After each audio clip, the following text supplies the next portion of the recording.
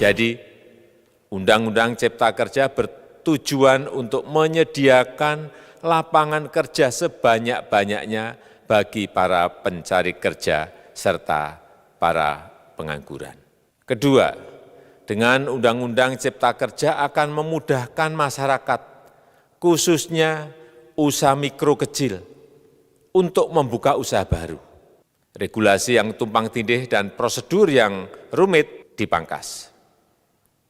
Perizinan usaha untuk usaha mikro kecil (UMK) tidak diperlukan lagi, hanya pendaftaran saja. Pembentukan PT atau perseroan terbatas juga dipermudah.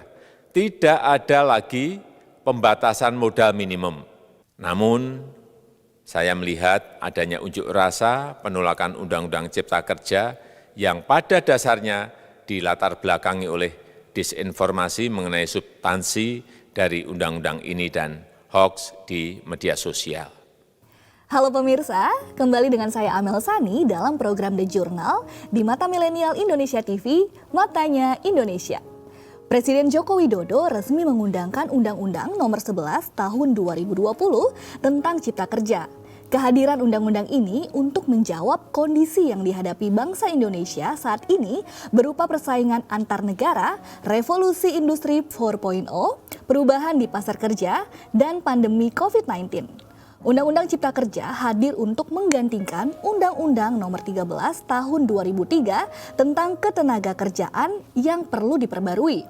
Mengingat kondisi saat 17 tahun lalu pastinya berbeda dengan sekarang, baik dari sisi penduduk, dua krisis ekonomi pada 2008 dan 2020, pasar kerja yang berubah, dan adanya sistem jaminan sosial. Undang-Undang Cipta Kerja dapat menjadi solusi dalam mengantisipasi bonus demografi yang dialami Indonesia pada tahun 2020 sampai tahun 2030. Mengingat bonus demografi ini bisa menjadi peluang atau ancaman. Sayangnya, Undang-Undang Sapu Jagat ini masih diwarnai resistensi dan aksi penolakan oleh kelompok buruh di berbagai daerah. Muncul propaganda penolakan Undang-Undang Cipta Kerja oleh tim buzzer dari kelompok yang kontra dengan pemerintah terus digalakan demi cipta opini atau framing kepada masyarakat luas. Karena itu, pemerintah perlu merangkul seluruh pihak terkait agar mau duduk bersama dan lebih rinci dalam mensosialisasikan Undang-Undang Cipta Kerja. Kami juga telah berbincang dengan Dr. Sri Yunanto. Beliau adalah pakar politik Fakultas Ilmu Sosial Ilmu Politik Universitas Muhammadiyah Jakarta untuk mengulas intensifikasi sosialisasi Undang-Undang Cipta Kerja di kalangan kelompok buruh. Bagaimana pandangan pakar kita kali ini? Mari kita simak.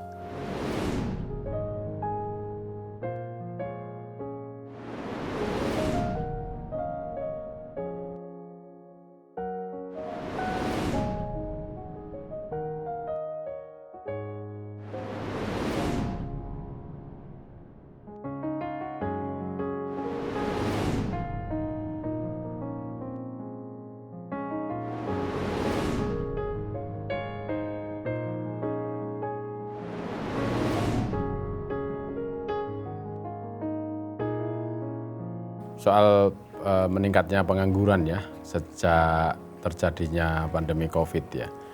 Jadi sebenarnya dalam teori tentang kependudukan, penduduk itu bisa punya dua makna yang sering disebut sebagai bonus demografi, tetapi kalau tidak terjadi penanganan yang bagus itu malah jadi beban demografi gitu ya. Nah, Indonesia akan menerima bertambahnya angkatan kerja ya, karena memang bertambahnya penduduk dan juga bertambahnya orang-orang yang sudah lulus dan mencari kerja. Tapi di satu sisi kita tahu bahwa pandemi ini awalnya memang istilahnya bencana kesehatan, tetapi kita kemudian secara tidak sadar bencana kesehatan ini akhirnya menjadi satu bencana ekonomi atau permasalahan ekonomi dan permasalahan sosial, termasuk tadi munculnya pengangguran. Ya. Kenapa muncul pengangguran? Karena pasar itu kalau dalam teori ekonomi itu macet. Kalau biasa itu ada orang ada demand dan supply, ada orang menawarkan dan ada orang membeli, tapi ini tidak ada sama sekali. Awal-awalnya, sekarang sudah mulai bangkit gitu. Tapi recovery-nya akan perlu waktu yang lama. Sehingga memang tadi betul diperkirakan ada peningkatan pengangguran ya yang cukup signifikan. Nah, oleh karena itu pemerintah sebenarnya sudah mengantisipasi dengan satu program yang sinergis. Satu adalah penanganan pandemi, kedua adalah dengan apa yang disebut sebagai PEN, pemulihan ekonomi nasional gitu ya. Nah, dengan pemulihan ekonomi nasional itu diharapkan ya bersama dengan membaiknya situasi akibat recovery dari pandemi ini, dan ekonomi nasionalnya akan semakin bagus dan kemudian juga nanti akan bisa membuka lapangan kerja baru dan menangani itu. Apalagi nanti diperkuat dengan satu struktur regulasi yang sudah bagus.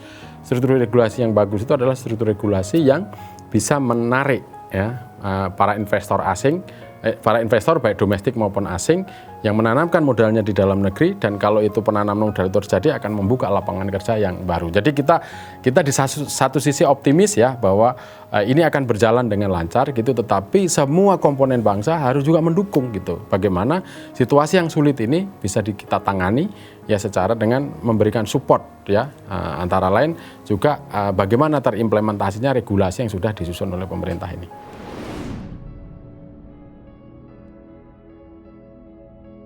Sebenarnya gini Mas ya, soal kondisi perbedaan kondisi antara tenaga kerja pada masa lalu lah dengan sekarang gitu ya. Tentu yang paling signifikan adalah sekarang ini tenaga kerja itu seperti juga barang ekonomi, suka nggak suka kalau kita melihat. Artinya itu tunduk pada kompetisi ya, tunduk pada kompetisi. Ya sekarang misalnya investor itu akan melihat ya tenaga kerja itu kompetitif, istilah bahasa Inggrisnya itu competitive advantage-nya seperti apa gitu. Jadi di satu sisi memang secara ekonomi itu para investor akan melihat, akan melirik kepada tenaga kerja yang tentu lebih kompeten, dan kedua lebih murah gitu loh. Nah, sehingga capital flow, perpindahan investasi itu dari satu negara dan negara lain akan melihat itu gitu loh. Tetapi memang pemerintah tidak tunduk juga dengan dengan keinginan para investor itu. Oleh karena ditetapkanlah satu standarisasi upah dan juga jaminan-jaminan sosial itu gitu. Nah, di lain sisi pemerintah juga harus menghadapi satu dilema yang terkait dengan regulasi ya. Karena kalau kita lihat kepada persoalan-persoalan investasi dan tenaga kerja yang sebelumnya itu ribuan ya peraturan-peraturan itu yang saling mengunci, sehingga itu menghambat masuknya investasi ya.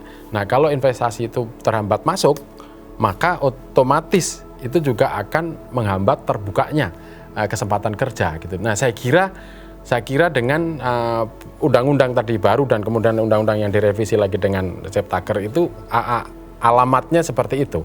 Jadi bukan alamatnya, tujuannya seperti itu. Oleh karena itu maka diperlukan kesadaran semua pihak untuk sama-sama bahwa ini persoalan tenaga kerja ini benar-benar sudah mendesak, karena peningkatan jumlah tenaga kerja dan juga ancaman masih adanya sisa-sisa pengangguran karena akibat dari pandemi ini gitu. Ya.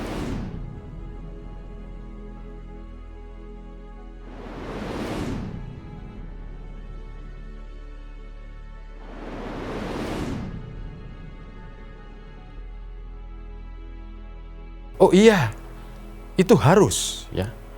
Jadi gini, pertama orang berusaha, baik itu adalah upaya domestik maupun juga investasi dari domestik ya. Jadi orang mau berusaha tingkat UMKM ya, tingkat menengah satu.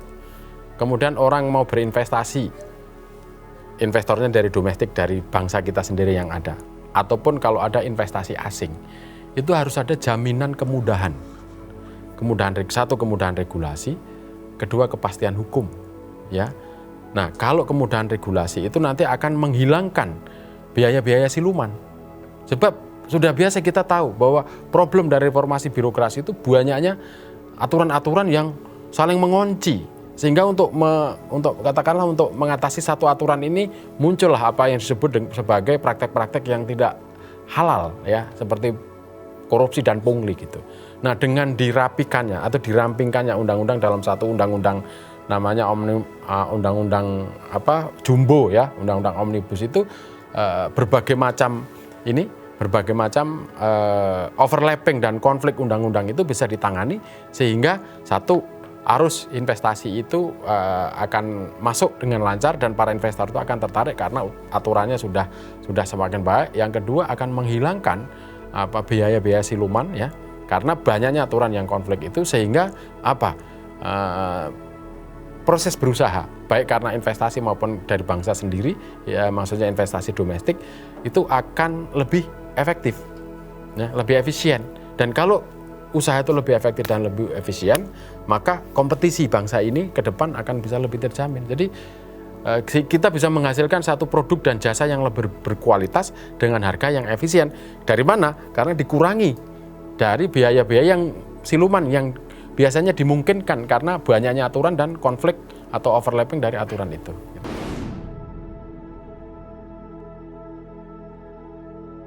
Jadi terkait dengan biaya siluman ya, saya ini agak narsis dikit ya. Saya itu termasuk yang membidani lahirnya saber pungli. Ya. Jadi kita sudah memetakan ya bahwa terjadinya pungutan liar atau pungli atau yang disebut sebagai biaya siluman itu karena berbagai hal ya. Memang ada yang bilang mental, ada yang bilang greed ya, rakus ya kan. Tetapi juga jangan lupa itu karena adanya opportunity.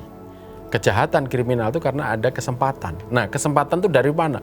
Itu kesempatan itu dimunculkan dari banyaknya aturan yang ini memperlambat dan menghambat tadi seperti yang saya sudah jelaskan gitu.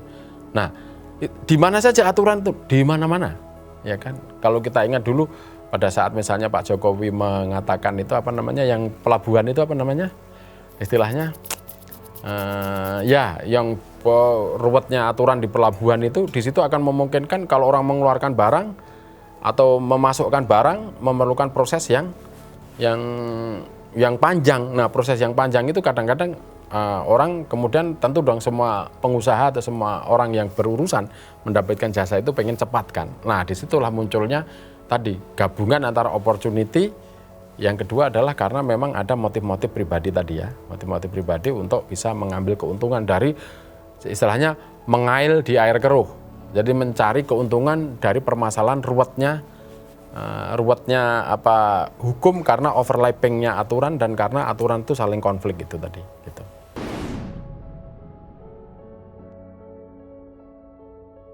Jadi Undang-Undang Cipta Kerja itu mulainya dari sebenarnya adalah kondisi masyarakat. Apa yang disebut dalam teori adalah sosiologi hukum. Jadi di masyarakat itu muncul berbagai persoalan, ya kan? Persoalan terutama dalam kaitan dengan iklim berusaha adalah overlapping tadi. Overlapping aturan, banyaknya aturan yang nggak relevan, yang maaf itu dibuat oleh pemerintah yang dulu gitu. Nah, Pak Jokowi kan ingin gas kenceng kan, sesuai dengan nawacita pada periode pertama gitu loh. Tapi yang dihadapi, Pak Jokowi waktu itu memang sudah melonceng satu program namanya paket kebijakan reformasi hukum. Nah, salah satu adalah perampingan daripada aturan regulasi itu. Karena yang dijumpai itu adalah regulasi-regulasi yang istilahnya overlap atau konflik secara horizontal antara kementerian gitu. Ada juga yang vertikal, misalnya antara pusat dengan daerah gitu loh. Nah, dari situ itu sudah diakui, sudah diyakini, sudah dilakukan satu kajian di Badan Pembinaan Hukum Nasional. Ini harus ada penyatuan ya aturan-aturan itu. Nah, kemudian dalam satu Pak Jokowi pernah menyampaikan dalam pidato pertanggungjawaban di DPR itu kan mengatakan akan dibuat satu undang-undang yang disebut tadi undang-undang Omnibus Law tadi gitu. Nah, memang Omnibus Law itu gagasan awalnya adalah dari eksekutif. Kenapa dari eksekutif? Ya karena eksekutif itu yang punya platform politik itu kan eksekutif Pak Jokowi yang dipilih secara langsung oleh masyarakat gitu. Dan dalam dipilih langsung kan mempunyai platform, menciptakan lapangan kerja, meningkatkan investasi, mempermudah usaha. Dalam situ kan platform-platform dalam nawacita gitu. Nah, itu harus diwujudkan. Nah, dan itu secara regulasi, secara aturan yang ada memang dalam membuat undang-undang itu bisa inisiatifnya biar dari dua pihak. Bisa dari pemerintah, bisa dari DPR. Nah, kemudian inisiatif itu dibuatlah dari pemerintah, kemudian pemerintah membuat satu rumusan karena persoalan tadi dalam dunia usaha seperti itu. Nah, kemudian inisiatif itu disampaikan kepada DPR dan seluruh fraksi, sebagian besar ya, saya tidak hafal petanya, tapi sebagian besar fraksi itu menyetujui dengan itu karena memang itu diarahkan untuk untuk mengatasi persoalan dalam kaitan dengan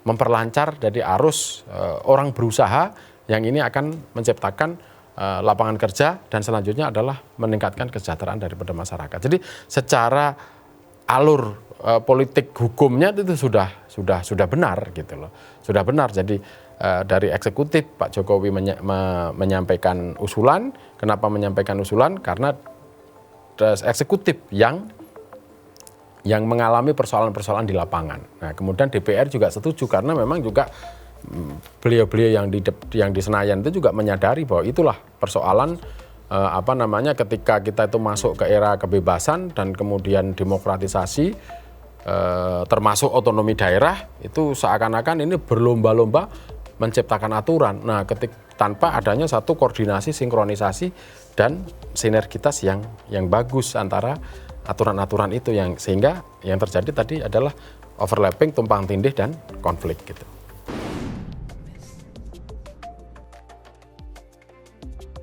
Saya rasa tidak, ya kan? Karena apa? Itu sudah sesuai dengan tata aturan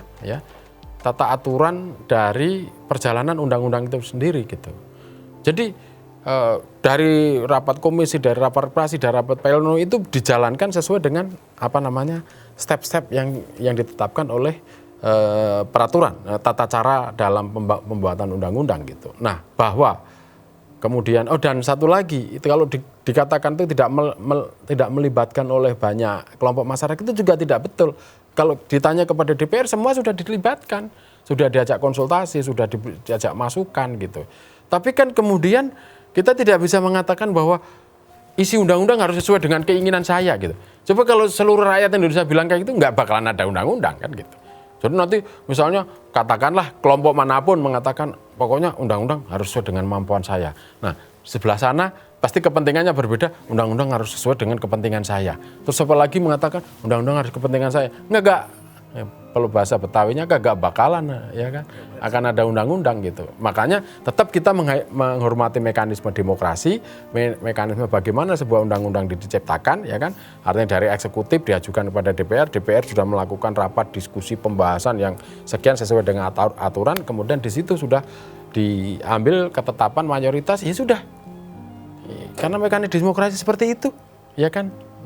Dan kita percaya bahwa sekarang tinggal mari sama-sama kita buktikan. Masyarakat, pemerintah, DPR, mari kita buktikan. Apakah benar-benar undang-undang ini nanti akan menciptakan, mempermudah investasi, menumbuhkan, mendorong pertumbuhan ekonomi dan lapangan kerja dan meningkatkan kesejahteraan gitu ya.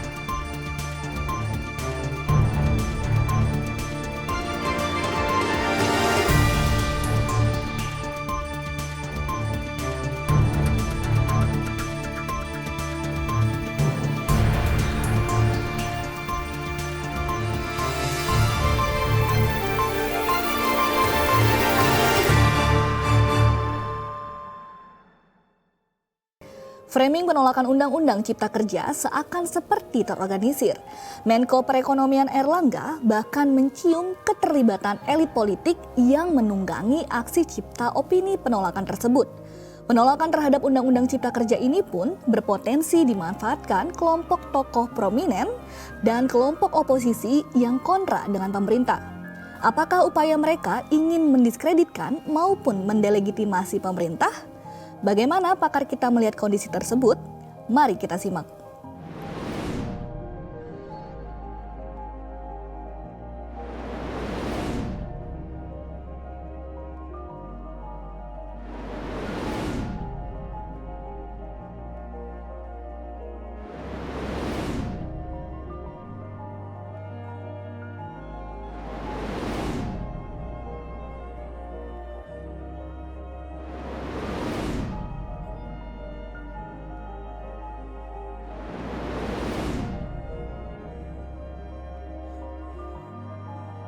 Dari sekarang tadi ditanyakan apakah pasal-pasal itu tidak mewakili kepentingan buruh gitu ya. Nah, jawab saya persoalan ini harus kita lihat dari beberapa aspek ya. Pertama adalah aspek prosedural. Nah, aspek prosedural bahwa apa yang diusulkan oleh pemerintah, kemudian juga dalam hal ini juga Kemenaker ya, kemudian juga DPR, itu saya kira sudah melakukan konsultasi dengan para buruh, ya, dari para buruh atau para pekerja gitu deh, satu ya. Terus yang kedua, kalau kita bicara pekerja, itu jangan hanya kita berpikir bahwa itu pekerja yang sekarang sudah bekerja. Jadi yang dihadapi oleh bangsa ini adalah tadi seperti yang dari awal tadi disampaikan, ya, bahwa yang dihadapi oleh negara ini adalah pekerja yang saat ini sudah bekerja dan juga angkatan kerja yang akan datang. Yang ini memerlukan satu kesempatan kerja atau employment gitu loh. Nah, pemerintah bersama DPR itu sudah menghitung gitu loh. Menghitung artinya di situ juga ada balance ya, keseimbangan bahwa kepentingan pekerja itu juga terkait dengan kepentingan para pengusaha. Jadi kalau kita akan mengatakan, pekerja ya kan, itu dia bisa bekerja kalau memang ada dunia usaha. Kalau nggak ada dunia usaha kan nggak bisa bekerja, ya kan? Nah, jadi mindset kita ketika bicara soal pekerja atau buruh itu harus dilihat dari pertama, ya memang buruh itu sendiri, ya. Yang kedua adalah para pengusaha yang menciptakan pekerjaan bagi para buruh itu. Yang ketiga adalah para pekerja atau buruh yang akan datang nanti dengan sekian juta. Itu akan masuk ke lapangan kerja itu. Jadi kalau dikatakan apakah kemudian Undang-Undang Cipta Kerja seperti yang para pengkritiknya itu tidak berpihak kepada kepentingan buruh, ya saya tidak setuju sama sekali.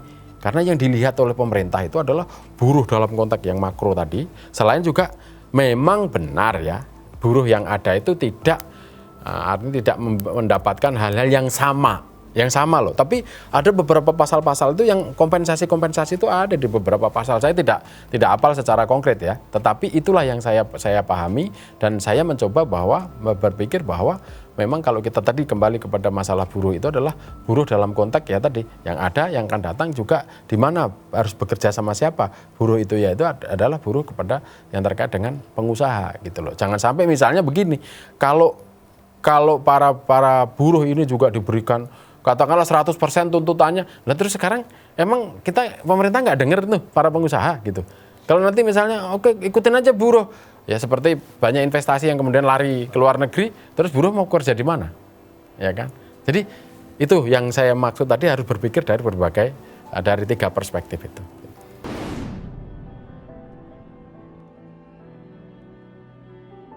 Ya sama sekali saya nggak setuju dan nggak benar gitu, ya kan? Gitu ya. Kalau dikatakan bahwa Undang-Undang Cipta Kerja itu adalah undang-undang elitis, undang-undang ortodoks, kenapa? Karena tujuan utama dari Undang-Undang Cipta Kerja itu tadi kembali yang kita bicarakan pada sebelumnya tadi adalah bagaimana undang-undang itu dirampingkan, ya, sehingga akan mempermudah arus investasi ke Indonesia, baik investasi domestik maupun investasi asing. Kalau investasi itu masuk maka akan banyak tercipta lapangan kerja. Ya benar sih, kalau untuk investasi pasti para investor yang punya uang kan gitu, ya kan. Dan itu kita tidak bisa kata bahwa itu adalah elitis gitu. Nah kalau kemudian sudah tercipta lapangan kerja, siapa yang bekerja? Ya para buruh, para pekerja, baik pekerja yang saat ini dan pekerja yang nanti yang akan datang. Lah masa ini dikatakan undang-undang yang elitis? Orang yang nanti akan memberikan manfaat kepada para pekerja dan para buruh, dan kemudian para pekerja dan para buruh tadi ya yang akan mendapatkan keuntungan dengan mendapatkan pekerjaan, mendapatkan gaji atau honor yang sehingga nanti bisa meningkatkan taraf hidup mereka. Dan peningkatan taraf hidup mereka itu adalah peningkatan juga kesejahteraan mereka. Lah masa kita mengatakan ini satu undang-undang elitis, gimana sih?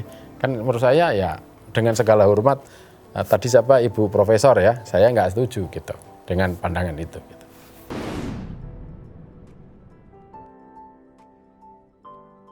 Ini mengomentari banyaknya atau maraknya demonstrasi yang memprotes soal Undang-Undang Ciptaker gitu ya. Nah, memang pertama saya menghormati ya rekan-rekan dari buruh atau pekerja yang melakukan demo untuk menyampaikan aspirasinya. Dan juga mungkin didukung oleh kelompok-kelompok di luar para buruh gitu ya. Saya pribadi menyampaikan apresiasi, apalagi kalau unjuk rasa itu dilakukan secara damai dan sesuai dengan aturan yang berlaku gitu. Tetapi teman-teman buruh ini juga harus mengingat bahwa kita ini negara demokrasi. Ya, demokrasi itu tadi kebebasan diberikan, tetapi demokrasi itu harus tunduk kepada aturan main. Sebab tidak ada demokrasi yang tidak ada aturan main gitu ya. Nah, aturan mainnya apa? Ya sudah, kalau suaranya didengar, ditampung, tidak dalam artian kemudian diturutin semuanya. Karena di sana juga itu ada aspirasi walaupun tidak demo gitu. Kan negara ini harus menampung banyak aspirasi ya, baik dari para buruh. Ya, jadi kelompok buruh pun juga variasi. Kalau kita lihat mungkin katakanlah saya nggak mau sebut ya kelompoknya mana gitu yang berpandangan A, kelompok buruh B A+, kelompok buruh C udah B gitu kan. Itu kan semua harus didengar.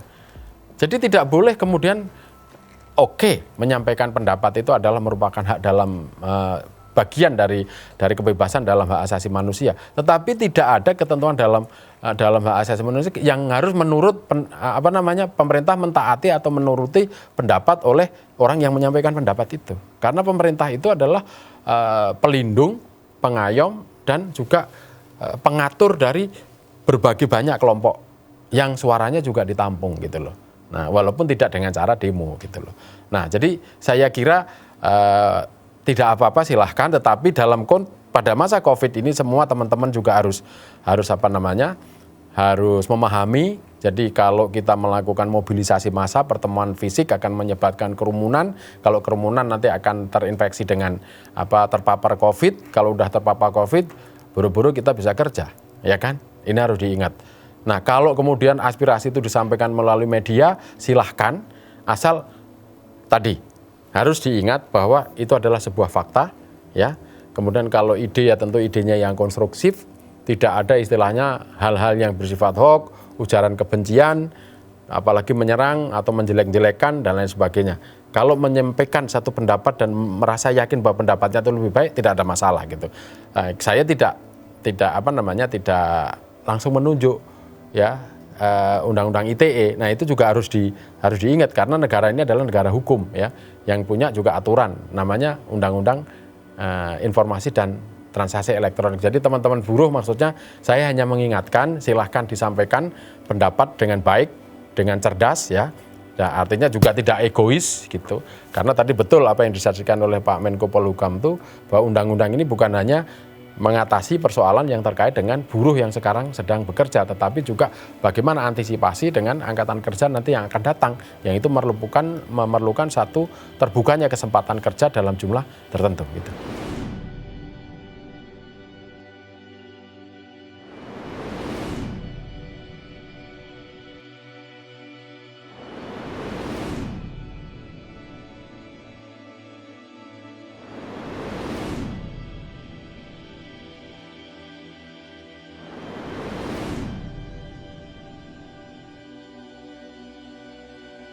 tentang kelompok penunggang ya dari aksi-aksi buruh gitu ya. Jadi saya tidak bisa menunjuk secara spesifik, tetapi dalam suatu gerakan massa itu sudah sangat jamak ya, bahwa satu gerakan massa apalagi yang anti pemerintah itu ditunggangin atau terinfiltrasi oleh kelompok-kelompok yang memang pada dasarnya itu tidak setuju dengan pemerintah. Jadi memang di negara manapun termasuk di Indonesia itu masih ada kelompok-kelompok yang menginginkan minimal pemerintah itu tidak bisa bekerja dengan baik. Sampai pada titik tertentu ya ingin melakukan satu pergantian kekuasaan tapi tidak dengan cara-cara konstitusional. Kalau konstitusional kan harus lewat pemilu, ya kan? Tapi ini dengan memanfaatkan isu itu, kemudian kelompok-kelompok ini menunggangi siapa? Menunggangi kelompok buruh. Kenapa kelompok buruh? Karena sekarang kelompok buruh itu adalah kelompok pekerja yang memang paling kelihatan, ya paling potensial dalam menyerang atau mengkritisi pemerintah akibat ketidaksetujuannya terhadap Undang-Undang Ciptaker tadi. Jadi saya kira rekan-rekan buruh itu harus hati-hati bahwa kalau memang melakukan satu aksi, baik aksi itu secara online dan lain sebagainya, adalah murni adalah karena kepentingan para buruh ya untuk menyuarakan aspirasinya. Nah, sehingga bisa menghindarkan dari potensi-potensi untuk ditunggangi ya. Terus yang selanjutnya juga para buruh ini juga harus cerdas, harus adil bahwa sebenarnya negara ini ya, negara itu artinya pemerintah dan DPR juga tidak hanya memikirkan mereka saja, tapi ada kelompok lain yang juga dipikirkan antara kelompok pengusaha juga dan juga kelompok tadi angkatan kerja yang akan datang ya menjadi menjadi kelompok-kelompok yang harus diberikan kesempatan kerja oleh pemerintah gitu.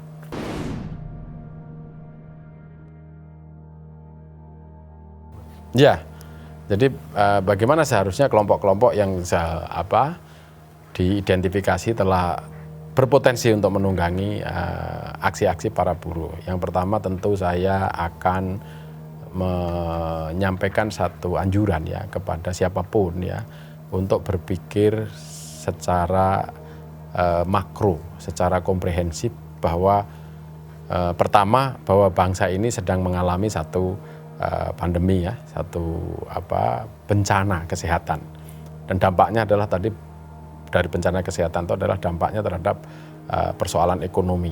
Nah, antara lain banyaknya pengangguran. Nah, di lain pihak kita sekarang sedang mengalami apa yang kita sebut sebagai recovery ekonomi, ya, pemulihan ekonomi. Nah, ini adalah satu prioritas bangsa ini gitu.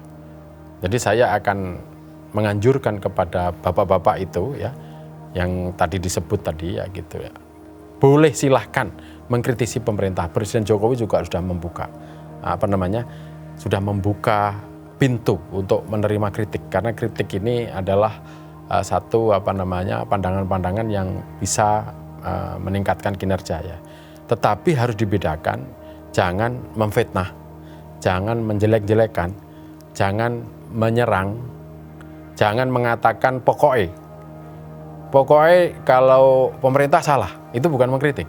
Kalau mengkritik itu adalah, oh ini yang sudah berjalan seperti ini, oh ini tujuannya seperti ini, oh ada sisa di sini gap, nah gap ini diberikan masukan. Ya. Yang salah ini, oh Bapak kurang ini tapi sudah mencapai ini gitu ya. Nah, saya kira gerakan-gerakan itu harus tadi saya ulangi lagi, yang pertama itu adalah harus melihat persoalan bangsa ini yang lebih makro ya, karena pandemi, kemudian potensi pengangguran, kemudian juga perlunya lapangan kerja dan lain sebagainya. Yang kedua dari rekan-rekan para buruh itu harus juga kritis ya, bahwa mana tokoh-tokoh yang sebenarnya memahami persoalan buruh secara umum. Maksudnya bukan hanya dia saja, bukan hanya kelompoknya saja, tetapi juga tadi seperti buruh yang akan datang ya. Mana yang memahami persoalan umum dan mana yang memang mendompleng gitu. Sebenarnya nggak memahami persoalan buruh, tetapi karena arusnya para buruh itu adalah misalnya menentang pemerintah, ya dia sekalian nimbrung.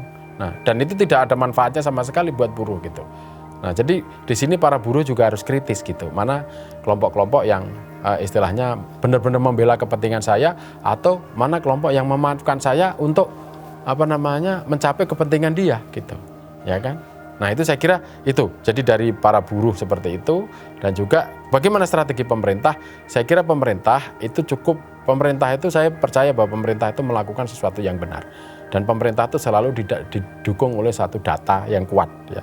Data yang kuat, kemudian arah yang jelas ya. Pertama saya kira pemerintah harus memperbanyak narasi ya yang menyampaikan kepada mereka-mereka itu bahwa pemerintah itu adalah di jalan yang benar, menuju ke arah-arah seperti cita-cita dalam konstitusi. Walaupun memang maksudnya dengan cara tadi pembuatan Omnibus Law. Yang kedua ya saya kira tidak ada jalan lain jika ada kelompok-kelompok yang sudah dijelaskan, yang sudah disosialisasikan dengan benar kok masih melakukan hal-hal yang kemudian bisa berpotensi melawan hukum, ya tentu tugas pemerintah juga untuk menegakkan hukum dengan berbagai cara gitu. Saya kira itu strategi pemerintah seperti itu. Tetapi sebelum masuk pada titik itu ya pemerintah harus menyampaikan kebijakannya, arahnya dan juga berani atau bersemangat untuk melakukan dialog dengan banyak kalangan gitu.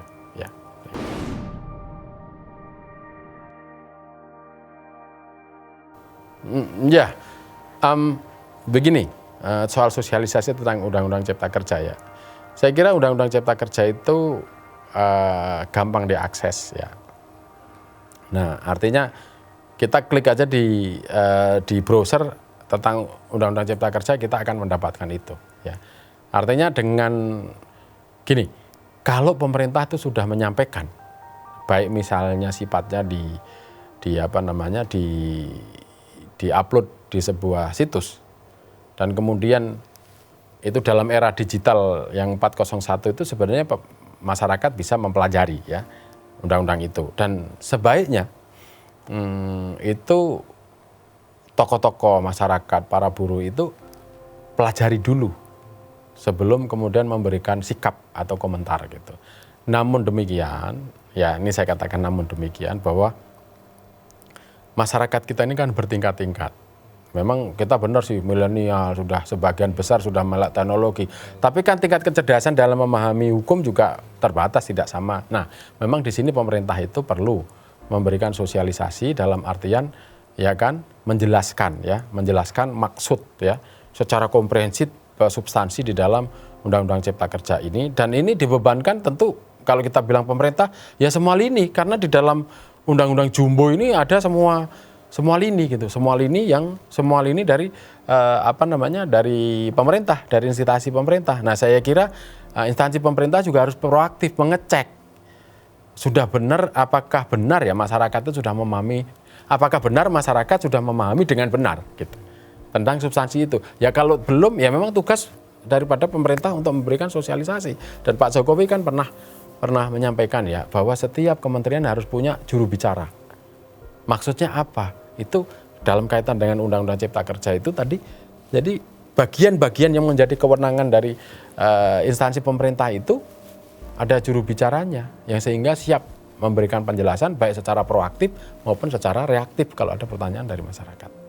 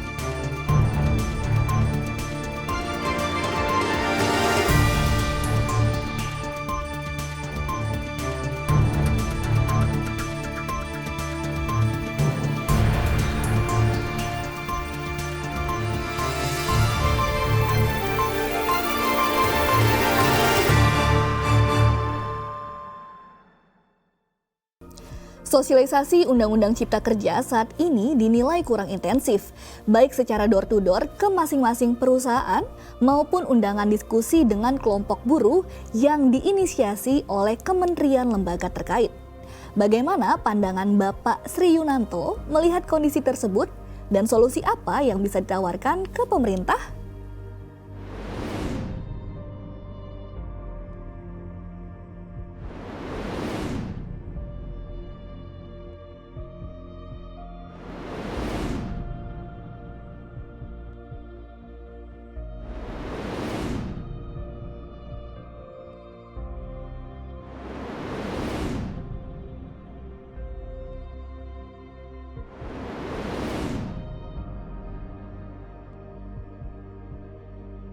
Jadi tersebarnya informasi baik yang baik dan kurang baik. Yang baik adalah kebenaran, pelajaran. Yang kurang baik adalah hoax, hate speech, ya, kebencian, provokasi dan lain sebagainya. Itu sesuatu hasil dari kebebasan informasi yang sudah kita nikmati ini gitu. Ya idealnya masyarakat itu bisa mengambil informasi-informasi yang positif gitu. Dan kemudian juga tidak terjebak dengan informasi-informasi yang negatif. Dalam artian tadi seperti yang hoax, hoax, hate speech dan lain sebagainya itu. Nah, caranya bagaimana kan gitu kan? Yang pertama memang dari sisi masyarakat itu harus kritis. Ya kan? Kritis itu ketika melihat informasi itu harus berpikir, sekian, sumbernya dari mana? Ya kan? Kontennya oke enggak? Ya kan? Kemudian manfaatnya apa? Ya kan? Nah, sebelum mempercayai, masyarakat nih harus mengecek dari sumber aslinya. Misalnya kalau kaitan dengan Undang-Undang Cipta Kerja, ya bertanyalah kepada kementerian, pada pejabat pemerintah dan lain sebagainya ya. Apakah Seknek, apakah kan banyak dalam hal apa nih? Kalau Cipta Kerja bisa ke Menaker, ya kan? Kalau kaitan dengan investasi bisa ke misalnya BKPM. Kalau ya macam-macam. Kalau ke lingkungan bisa KLH dan lain sebagainya. Kalau soal pertanahan bisa ke tanah, karena Undang-Undang Cipta Kerja ini kan istilahnya banyak dimensi gitu ya. Nah ini dari sisi masyarakat. Jadi mempercayai aja harus diverifikasi. Apalagi kemudian mau menyebarkan, ya kan? Mau menyebarkan gitu. Nah, tapi secara umum bisa ditanyakan kepada Kominfo karena dia ada tempat checker ya, apakah berita ini asli atau hoax gitu ya. Ini dari sisi masyarakat ya. Nah, kemudian dari sisi pemerintah tentu ya kan, pemerintah atau gini, tambahan lagi dari sisi masyarakat, kalau ada berita ya yang sumbernya adalah medsos, itu juga harus diverifikasi dengan sumber dari media-media mainstream ya. Misalnya elektronik gitu. Artinya kalau yang disampaikan di elektronik itu bisa digaransi totally gitu benar gitu ya. Kalau di medsos ini kan sumbernya belum bisa diverifikasi. Kalau misalnya suatu TV, stasiun TV menyampaikan satu berita, statement atau apa, itu sudah hampir pasti benar gitu. Paling tidak itu adalah yang bertanggung jawab gitu. Nah tentu dari sisi pemerintah harus sering ya menyampaikan berita itu ya, harus sering mengecek perkembangan berita-berita itu di media ya, trafficnya seperti apa. Yang kedua juga harus sering menyampaikan informasi yang benar ya, melalui media mainstream, elektronik maupun cetak, dan juga melalui media-media sosial gitu ya. Selain tadi menerima aduan, menyampaikan yang benar, mengecek juga perkembangan berita-berita itu, sehingga jangan sampai misalnya begini, jangan sampai kemudian masyarakat menjadi korban hoax baru pemerintah mengetahuinya. Nah, sebaiknya adalah kalau ada berita hoax, blok dulu bahwa ini hoax, sehingga tidak memberikan korban kepada masyarakat. Gitu.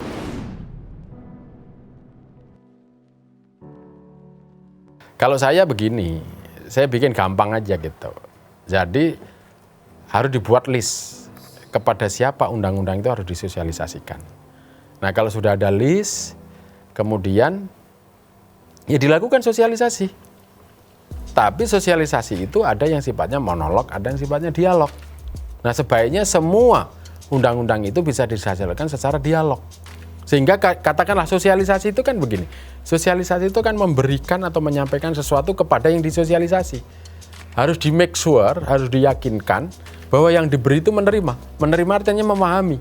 Kalau memahami harus ada buktinya. Misalnya katakanlah kepada asosiasi, katakanlah serikat pekerja, itu serikat buruh ya. Ya semua serikat pekerja itu harus ada bukti bahwa dia sudah tersosialisasi. Bahwa ada aparat pemerintah sudah ngomong kepada mereka, sudah dialog, sudah ini, ada tanda tangannya, saya hadir, saya memahami gitu. Ya. Tetapi dari sisi sana juga kalau menyampaikan informasi boleh saja bertanya dan lain sebagainya. Tetapi jangan berpretensi bahwa apa yang Anda sampaikan itu kemudian pemerintah harus ngikut sepenuhnya seperti Anda yang inginkan gitu. Begitu juga dengan kelompok pengusaha. Misalnya kan macam-macam tuh Cipta Kerja itu kan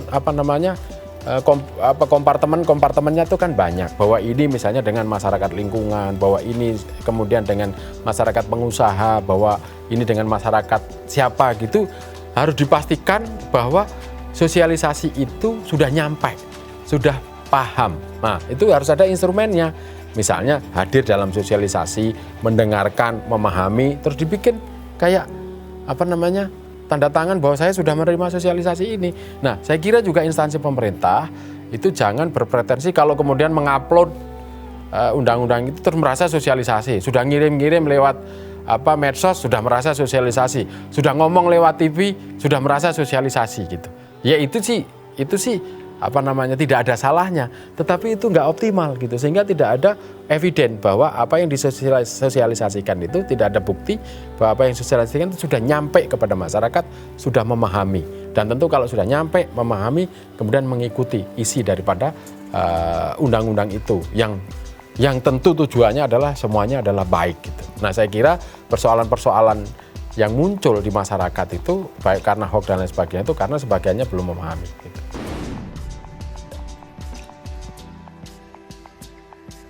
Jadi pentingnya gugus tugas ya. Jadi sebenarnya kan ini setahu saya bahwa program sosialisasi termasuk dan juga pengembangan memberikan diseminasi informasi maupun sosialisasi itu kan sudah ada dikoordinasikan oleh Kementerian Perekonomian ya gitu. Nah, saya kira yang pertama tentu saya menyarankan untuk mengoptimalkan kinerja Kemenko. Nah, sebagai Kemenko tentu beliau memahami ya, sangat memahami bagaimana instansi-instansi kementerian itu yang dikoordinasikan oleh Kemenko ini gitu. Dan itu saya kira sesuai dengan kompartemen-kompartemen itu. Tetapi ya harus juga ada satu lembaga yang benar-benar mengecek apakah tadi kembali pada poin pertama, apakah target daripada undang-undang itu sudah benar-benar nyampe dan dipahami oleh masyarakat. Nah, apakah bentuknya adalah satu gugus tugas, apakah bentuknya adalah satu satgas atau apa, itu saya kira sesuai dengan persoalan yang dapat dimakan. Kan kita bisa mengatakan bahwa berbagai instrumen, kalau saya sebagai akademisi sangat gampang gitu. Kita bisa melakukan survei kepada masyarakat. Ya, survei itu bisa metodologinya macam-macam gitu untuk mengecek bahwa substansi dalam Undang-Undang Ciptaker ini apakah memang sudah sampai kepada masyarakat. Nah, bahwa berbagai macam upaya tadi kemudian perlu dibentuk satu gugus tugas sih saya kira tidak ada salahnya juga, walaupun tidak harus gitu. Kan prinsipnya adalah bahwa misi substansi yang terkandung di dalam Undang-Undang Cipta Kerja itu adalah nyampe kepada masyarakat dan dipahami dengan baik. Kan misinya itu. Bahwa itu dengan cara mengoptimalisasikan struktur yang ada sekarang sih tidak ada masalah. Tetapi kalau memang ini belepotan juga karena namanya koordinasi antar kementerian juga susah, maka perlu dibuat satu gugus tugas atau satgas dan itu dipercayai lebih efektif, kenapa tidak gitu.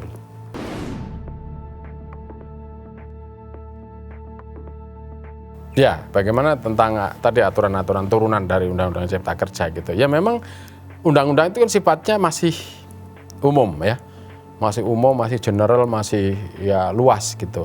Dan itu harus di breakdown, harus dirinci, harus diinterpretasikan, harus diberikan, dilengkapi dengan aturan-aturan turunan. Baik tadi dalam peraturan pemerintah maupun peraturan presiden ya gitu. Nah, disinilah memang ini kita kejar-kejaran ya dengan waktu ya. Nah, ini saya kira menjadi catatan kepada tentu pemerintah ya, bagaimana ini bisa segera merampungkan 40 sekian tadi peraturan pemerintah turunan tadi, karena memang itu yang ditunggu. Jadi itu yang ditunggu oleh masyarakat. Masyarakat itu maksudnya masyarakat luas, bukan hanya serikat pekerja, tapi masyarakat usaha, masyarakat yang lain sebagainya gitu kan.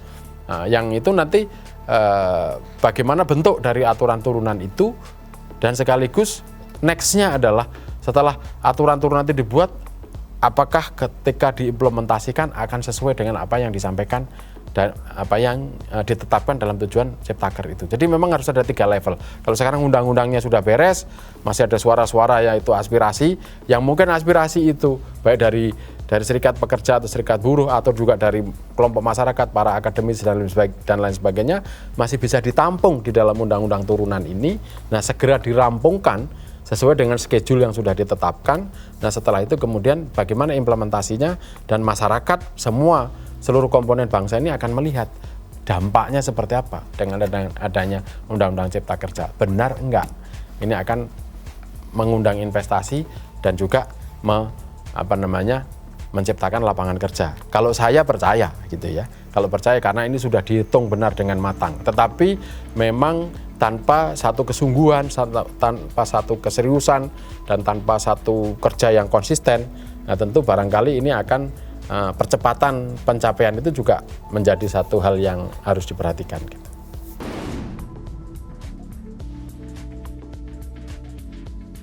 Nah tentu kita mendukung dengan keinginan itu ya. Artinya situasi Indonesia akan semakin membaik dalam capaian target-target dalam ODP ya. Nah, tapi ya sekali lagi ya, undang-undang itu kan baru regulasi, itu adalah baru formulasi, baru arah gitu.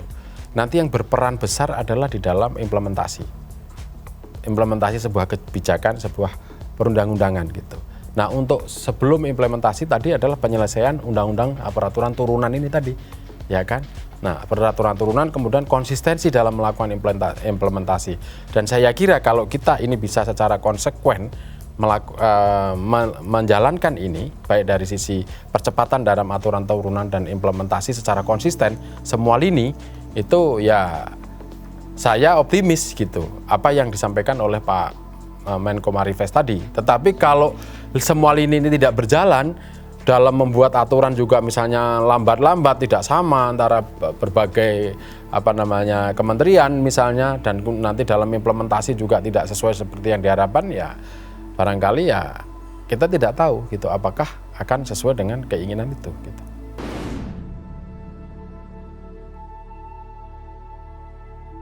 Nah, jadi poin-poin yang baik terkait dengan Undang-Undang Cipta Kerja, persoalannya itu kan gini ya. Itu biasa dalam sebuah manajemen wacana ya. Ya kita kadang-kadang diperhatikan oleh media seperti Anda ini kan yang ngomong di media gitu. Nah, yang ngomong di media itu sering banyak yang nggak setuju. Kalau media itu kan prinsipnya bad news is a good news gitu kan. Yang ngomong negatif tadi yang silent majority ini sebenarnya nggak diperhatikan gitu. Padahal yang silent majority itu bisa jadi yang setuju terhadap undang-undang itu, yang memahami dengan benar poin-poin baiknya, dan yang istilahnya berharap merasakan di lapangan gitu. Bagaimana misalnya seorang pengusaha yang mau izin, yang mencari perizinan, kemudian dipingpong ke berbagai lini ya, karena dengan dipingpong itu karena apa? Karena masing-masing itu sama-sama pegang aturan yang overlap tadi gitu. Nah, mereka itu adalah mayoritas masyarakat. Karena kita itu semua kan namanya warga masyarakat itu pasti memerlukan pelayanan dari pemerintah. Dan kalau pemerintah itu akan memberikan pelayanan, itu pasti harus ada aturan hukumnya. Nah kalau aturan hukumnya itu terlalu banyak, aturan hukumnya itu overlapping, tumpang tindih, dan konflik, ya masyarakat kan yang merasakan. Nah mereka memahami bahwa dengan Omnibus Law itu, ya kan, dengan Omnibus Law itu, hal-hal itu akan hilang. Makanya dia menyetujui, percaya pada pemerintah, percaya pada DPR.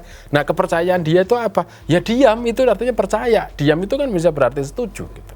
Lah persoalannya kadang-kadang media itu yang menyorot misalnya berita di situ adalah yang demo, yang ini gitu. Walaupun ya di antara kawan-kawan yang demo itu juga banyak yang diam, artinya banyak yang memahami gitu. Jadi saya kira secara umum itu sebenarnya mayoritas. Apalagi kalau kita percaya demokrasi ya, bahwa demokrasi Indonesia adalah demokrasi perwakilan.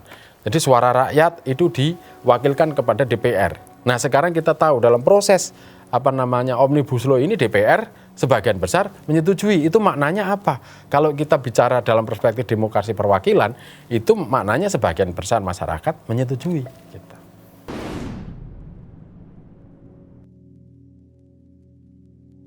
Saya menghimbau bahwa ya kita ini pertama saat ini sedang menghadapi kesulitan. Ya, kesulitan yang disebut adalah pandemi beserta implikasinya, implikasi ekonomi. Artinya menciutnya lapangan kerja akibat banyak perusahaan yang kolab gitu ya. Dan munculnya tenaga kerja baru maupun tenaga kerja yang korban di PHK karena kesulitan ini gitu. Jadi fokus kita adalah sekarang bagaimana kita segera akan pulih dari pandemi ini dan kemudian kita pulih dari persoalan ekonomi sehingga seluruh komponen masyarakat kita itu bisa bekerja dan bisa normal gitu. Nah,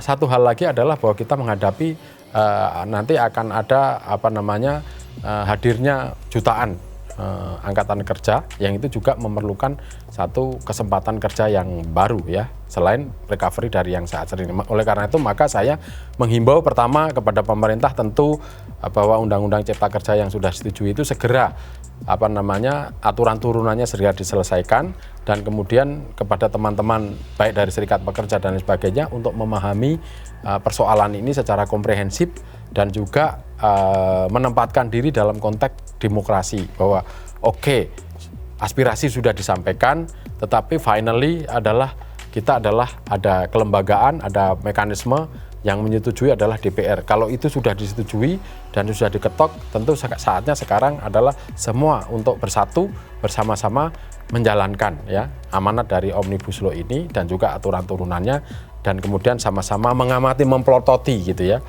Apakah nanti di dalam implementasi Omnibus Law ke depan itu akan sesuai dengan yang tadi cita-cita untuk tujuan untuk menciptakan lapangan kerja yang baru yang itu sebagai bekal untuk meningkatkan kesejahteraan masyarakat.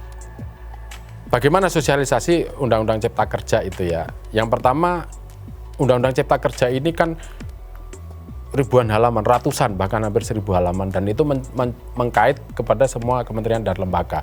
Yang pertama, semua kementerian lembaga itu harus mengevaluasi apakah pesan-pesan di dalam Undang-Undang Cipta Kerja itu sudah sampai, tadi seperti saya katakan, sudah sampai kepada targetnya. Bukan hanya kepada kelompok pekerja, tapi juga kelompok pengusaha dan kelompok masyarakat yang terkait dengan itu. Pertama, mengevaluasi apakah sudah sampai atau belum. Yang kedua, apakah sudah memahami atau belum. Ya, itu semua kementerian lembaga harus melakukan seperti itu. Nah, kalau itu jawabannya mungkin kurang, ya tentu harus membuat satu strategi baru dalam melakukan sosialisasi.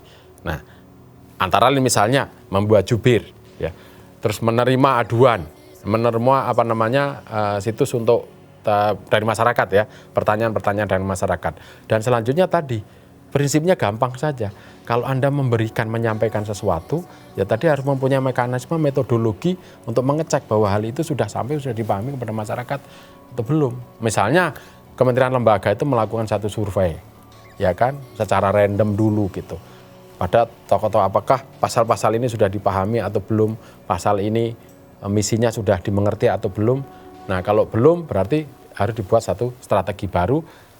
Apakah satu pintu ya, tadi yang disebut yang satgas atau gugus tugas ya, apakah masing-masing kementerian ini main sendiri-sendiri gitu dengan jubirnya, ataukah sudah gabungkan aja dalam satu gugus tugas, tunjuk seorang public relation atau public communicator yang bagus, yang memahami.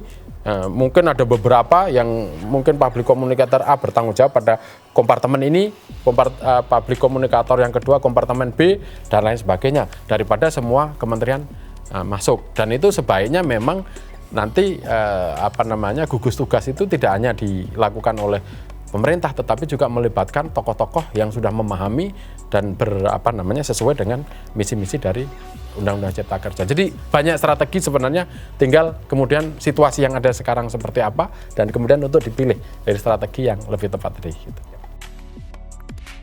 Peran aktif jajaran kementerian dan lembaga seperti Menko Perekonomian, Menkumham, Menaker, Menperin, dan Mendak sangat dibutuhkan untuk mempercepat aturan turunan teknis dari Undang-Undang Cipta Kerja.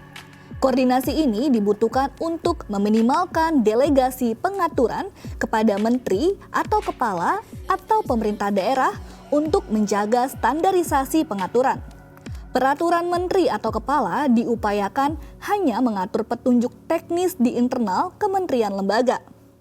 Jika sinergi itu terjalin dengan baik, maka Undang-Undang Cipta Kerja mampu berfungsi untuk meningkatkan pertumbuhan ekonomi nasional, membuka lapangan pekerjaan luas, dan landasan hukum perlindungan hak buruh. Dengan Undang-Undang Cipta Kerja, Indonesia memiliki instrumen yang diandalkan untuk menyelesaikan semuanya. sehingga diharapkan bisa menjadi daya saing yang dipandang di level regional dan global untuk buruh sejahtera Indonesia maju. Sekian episode The Journal kali ini, saya Amel Sani undur diri.